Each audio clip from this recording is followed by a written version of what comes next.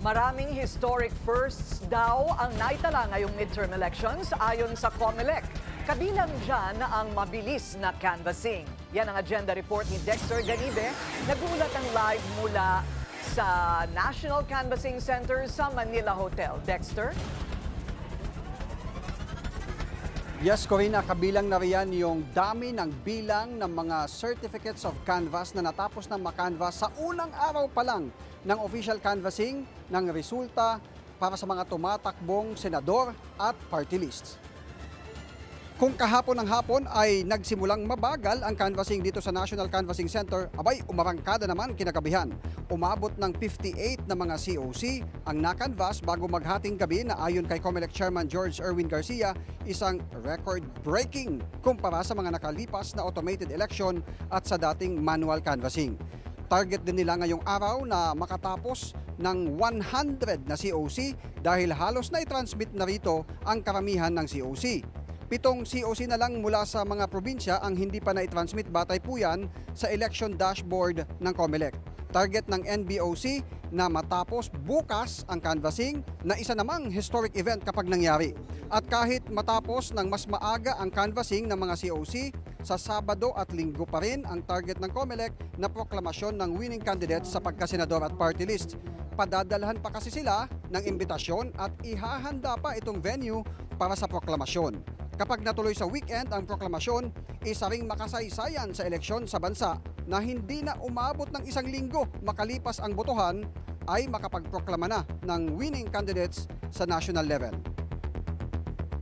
Ngayon po kung nakita nyo kahapon 58, first time. Kahit i-research nyo sa kasaysayan, sa unang araw pa lang ng canvassing 58, sobra. Minsan na dati po, kung natatandaan ko, no, okay, nagpa-practice, unang araw walang na-canvass. Kasi wala pang dumadating na COC. Pero ngayon po 58. Ngayong araw na to, sana nga 100 na makanvas natin. So 158 kaagad yun. So pag lalong nag-100 po tayo na COC ngayon, yun po talaga historic po yun. At sana nga magiging standard na natin sa susunod.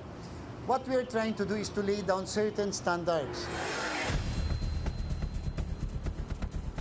Corina, nagpapatuloy ngayon itong canvassing ng mga natitira pang certificates of canvass at tulad kahapon ay maaring abutin bago maghating gabi na matatapos itong isinasagawang canvassing para makamit nila o maabot yung 100 na COC. Corina?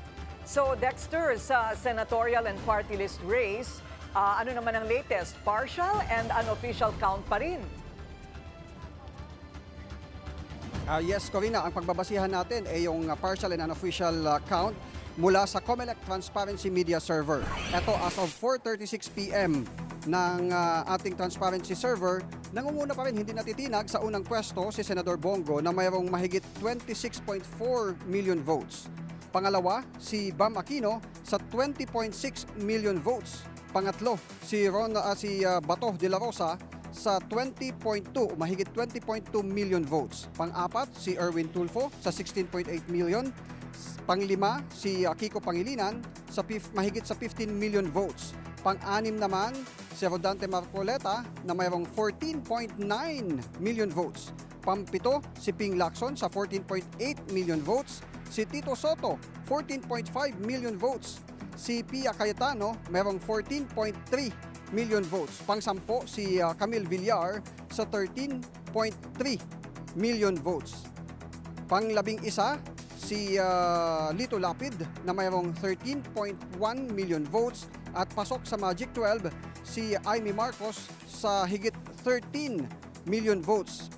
Bumubuntot sa kanya sa pang-13 pwesto si Ben Tulfo na mayroong 11.8 million votes. Puntahan naman natin, Corina, itong boto para sa mga party list. Nangunguna pa rin sa pwesto, una at pangalawang pwesto na may pinakamaraming botong nakuha ang Akbayan, number 1, pangalawa itong Duterte Youth na parehong nakakuha na ng mahigit sa 4% ng kabuuang boto. Pangatlo itong Tingog Party List na may mahigit 1.7 million votes, ang 4Ps 1.4 million votes, ang ACT-CIS na 1.2 million votes, Ako Bicol mahigit 1 million votes na ang nakukuha nito.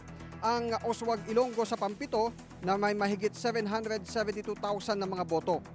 Mahigit 753,000 naman ang Solid North Party sa pang-8 pwesto.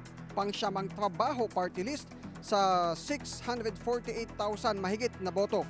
Pang-10 ang Sibak na mayroong mahigit 587,000 votes. Pang-11 ang PPP sa 570,000 votes. Pang-12 naman ang senior citizen sa 569,891 votes. Corina?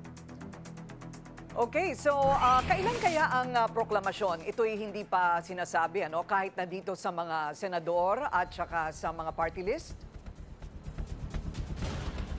Wala pang definite, Corina, pero ang target gusto ng COMELEC dahil sinasabi nila maaring matapos na nila bukas itong canvassing ng lahat ng 175 na mga COC, target nila sa Saturday o kaya ay sa Sunday dahil ang explanation kanina, paliwanag ni COMELEC Chairman Erwin Garcia, mayroon pa silang isang araw para padalhan ng imbitasyon yung mga winning candidates para dumalo doon sa proklamasyon. Karina? Okay, maraming salamat. Dexter Ganibe nagulat ng live mula sa Abante Radio, mula sa National Canvassing Center sa Manila Hotel.